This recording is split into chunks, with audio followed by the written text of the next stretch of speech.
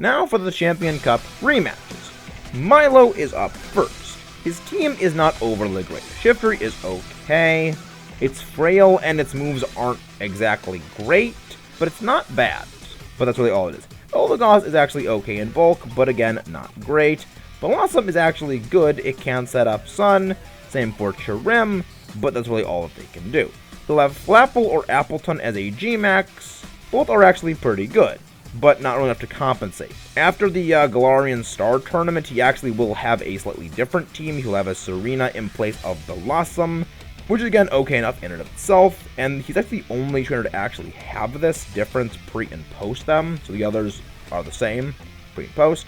Nessa's team is mostly the same. Pelipper has changed slightly to be more offensive, and it's actually still quite good. She has dropped both of her Swift Swim Sweepers in exchange for walls with actually some pretty good status tech, which is not bad. Dreadnought, the same. Gabu's team is very great. A Stealth Rocks Drought Torkoal, very good.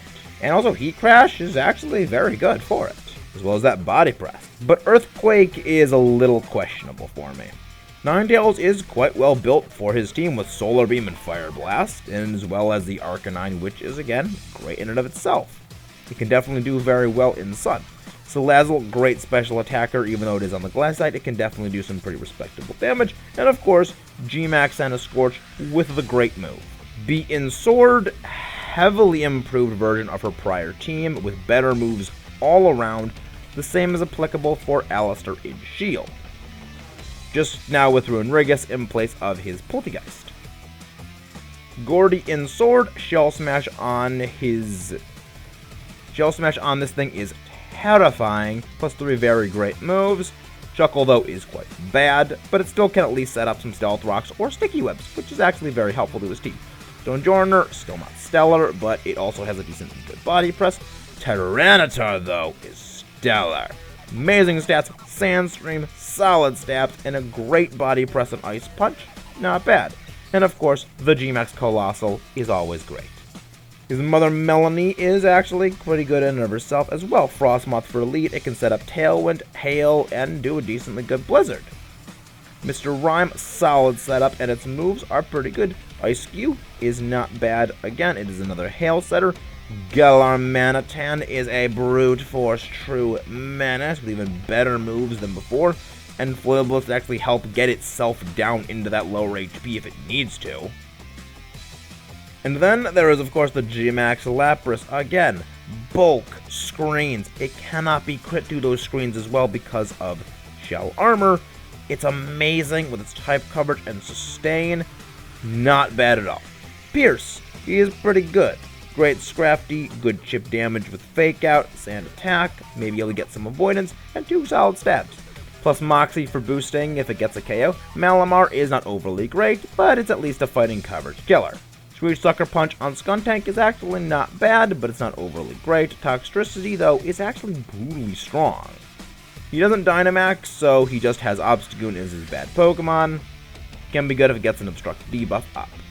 Raihan, again, another weather team, and it is largely the same as he had before, with just some upgrades. Goodra has been upgraded substantially with extra some Sludge Wave for hitting fairy types, though it still does lack stabs. Turtonator again, bulky, solid moves and stats. Solid Flygon, as has been over before, and of course, the G-Max Duraludon is fantastic. Now we go for Leon. Oddly, he's actually lost his Haxorus, but the other things are actually just improved version of what was before, aside from Dragapult switching out some moves, and Aegislash changing Steel Beam over to Flash Cannon. Everything else is the exact same. Morimoto has actually a decently solid team. Has been over Cursal is actually very strong, and Strength Sap is very good for trying to cripple any physical attacker trying to muscle in on its low physical defense. Graplocked is, though, not great, but the decent combo of Octolock, Dig, and Detect is actually very good. Stonjourner is not very great, as we have been over, but it does at least have a decent Heavy Slam and Stone Edge and Stealth Rocks. Dragapult is quite good. It does have some paralysis tech and 2 good stats. Colossal is actually quite okay. It is bulky, has a good body press, and at least 2 good stats. Tarshot is also a very good move. His Snorlax is a just regular Dynamax, and it is actually very solid. Superb bulk, max knuckle, it is good all around. Sordward and Shieldbert. First fight of Sordward, his team actually isn't bad. Swordfetch is quite good, Golisopod is also fantastic, and the same of his Doublade. And Bisharp is quite solid. Shieldbird Swordfetch is also the same, save for having Iron Defense rather than Sword's Dance. Bronzong is also pretty good, even if it is just a little bit of a chip dealer. Phalanx, again, fantastic, has it been over, and Clank is also quite good as well. Next time they are fought in a multi-battle, but this is a 12 versus 6, so really there isn't much to be saying here. They both use their same teams as prior, just minus the Surfetched. The next fight is at the top of the energy plant, and it's the same team as the first fight.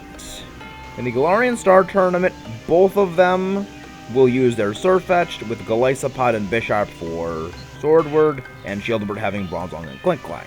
Not bad teams, but not overly spectacular. Now on to the Isle of Armor and the Crown Tundra.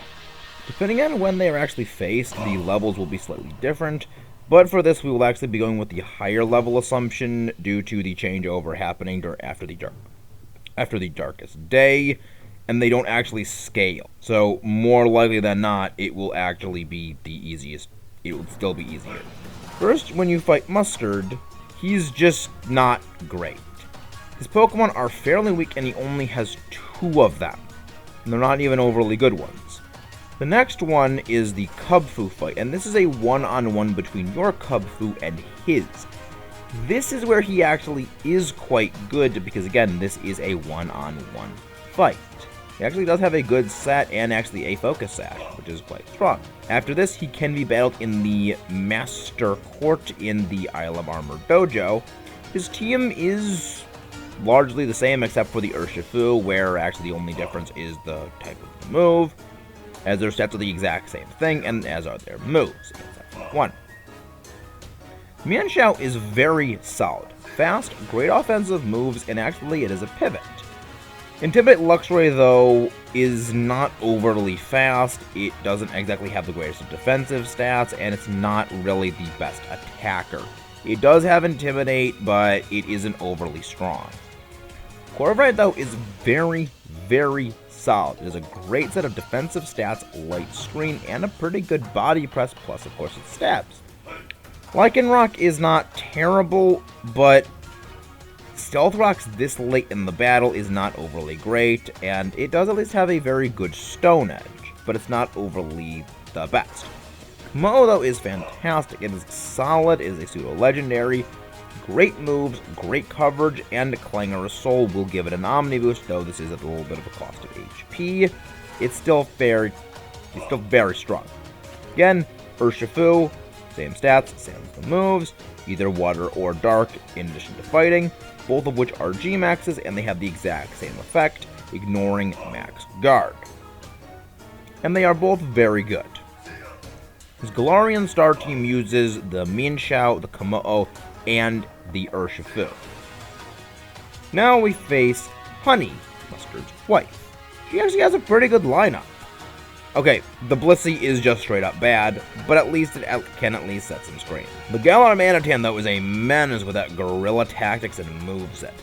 Gallade is also pretty strong, and it's got great moves plus setup. Salazzle is also pretty good. Toxic and Protect is not bad. Not overly the bulkiest thing ever, but it can at least potentially do it. She has also a solid Togekiss, even if it does lack Serene Grace. Its moves are fantastic. And then, her last Pokemon is either the G-Max Venusaur or Blastoise, depending on the starter of which you pick. She will have the opposite, and both of them are actually fantastic. They have a boosting move and very good moves for offense with their G-Max moves benefiting. Then there is Clara and Avery, again, going with the higher level teams, and they're overly terrible. Abra and Venipede are both bad, and Slowpoke is just bad. Next, much of the same, Slowpoke is bad, Coughing and Woobat, again, bad, Whirlipede, Kadabra, also bad. Then the Master Dojo fight, same deal. Scorify and Ponyta, not good. Swoobat, Galarian, Weezing, also weak. Moves, same. Bulbapedia, Kadabra, bad. Slowbro, at least does have a sort of good moveset, but that's not saying a whole lot. Then the Galarian Star Tournament, where they both have Slowbro and Slowking Galarian. They Dynamax one or the other depending on which one, and either Alakazam or Scolipede, which at least they have good moves, but really that's all. The next battle with them is actually the same as before, just with the Galarian Slowking added, and that's really all there is. Now to the Crown Tundra, where there's only actually 2 fights for us to go over, and that is Peony. The first fight is just an Aggron and a Capparaja, but both are actually quite good. They have great moves and they're pretty solid. The rematch, he's much improved. This time he has a Berserker with a solid setup on his Bronzong, Brutal Technician Scizor, and as before, Sturdy Aggron is fantastic, and he has a very decent Capparaja. The Galarian Star Tournament, he will be bringing his Berserker, his Aggron, and his Capparaja. This time it is G-Maxed. Now, you might be wondering what this Galarian Star Tournament is, as we haven't mentioned it before. It is a Bring 3 multi-battle tournament. So, you and a partner, one of the AI trainers, will bring 3 Pokemon, and you both battle together as a tag team, against other teams doing the same thing. It's a bit of a remix of sorts for the Champion Cup, in a very good way.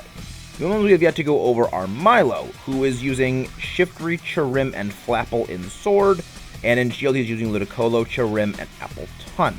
Apple is G-Maxed, and really they're actually decent. Weather and Fake Out Control are actually 2 very good things, especially with Flower Gift on his Chirim.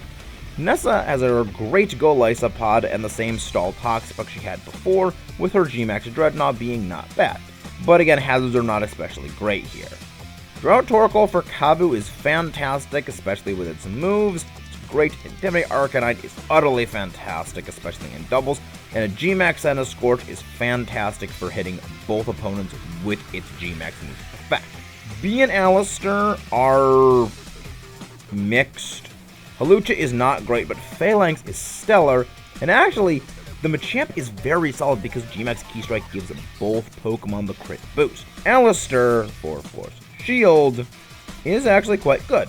Dusknoir is very bulky, it's not the most stellar, but it isn't bad. Cursola is again stellar with its moves, and his G-Max Gengar is also very, very solid.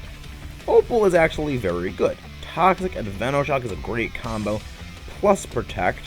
Togekiss Pecking Reflect for defense boost, and special attack Breaking Mystical Fire is great, plus 2 solid stabs. G-Max Alchemy is also very good, as the fact that it can heal its ally and itself with G-Max Finale, as well as it actually has Decorate for if it isn't the G-Max, which can turn anything into a ruthlessly brutal monster. Gordy is up next, and Shuckle is actually not terrible for this turn. Sticky Webs is fantastic, and Stealth Talk is actually not bad. Tyranitar is solid, and its Sand, oh yes please. And his G-Max Cole is great, as we have been over with the G-Max effects are fantastic. Melanie is great, Mr. Rhyme, pretty solid, the same brutal Galarian Darmanitan we've been over is present here, and of course, the G-Max Lapras as well, still solid and still great. Pierce is not terrible. Snarl is actually pretty good in this format, as an ally can capitalize on the defense decreasing, and Toxtricity does pretty great damage with its spread moves and single targeting power of Sound Move. Obstagoon, though, not overly great. Definitely its moves of protecting can actually be very good if they both target it and both get debuff, or they can just not and it just completely flops. It's a bit hit or miss. Raihan's team is solid. Weather Control is very solid, and he does have some very good moves. Goodra has healing, and Duraludon, as always, is just solid. Great moves for supplementing its lack of synergy between its stats and its actual moves by buffing allies and also just setting itself up to do great things with its great type combination. It takes some time to get going, but when it gets going, it really gets going. Leon is last up. He actually doesn't have his starter, he just has Aegislash, which is quite great, his Dragapult, which again is also quite good, and his G-Max Charizard, which, as we've been over, is very stellar. especially because, as we've been over, G-Max Wildfire hits both opposing Pokemon at the end of every turn for 1/6 of their HP. Airstream, speed boosting, always fantastic, and the coverage with Solar Beam is just fantastic as itself.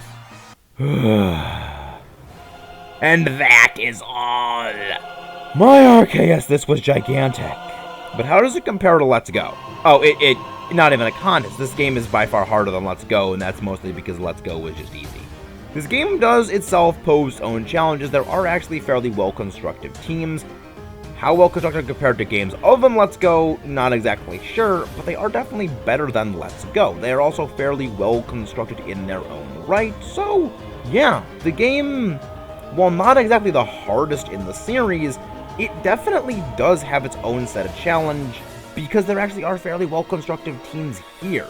EV investment not being present, again, does kind of mitigate things, but there were some kind of suspecty move choices on a lot of Pokemon picks as well, again, a little suspect, but overall, not terrible. So, it actually does hold up very well. Pokemon, which are of course Dynamax or Gigantamax, do have good moves to take advantage of those effects. Not overly hard, but not overly stellar. Though I will say this is probably the game with the best overall team synergy of any game. But, still got one more. Next time, we return to where it all started, for me at least. Sinnoh, Brilliant Diamond, and Shining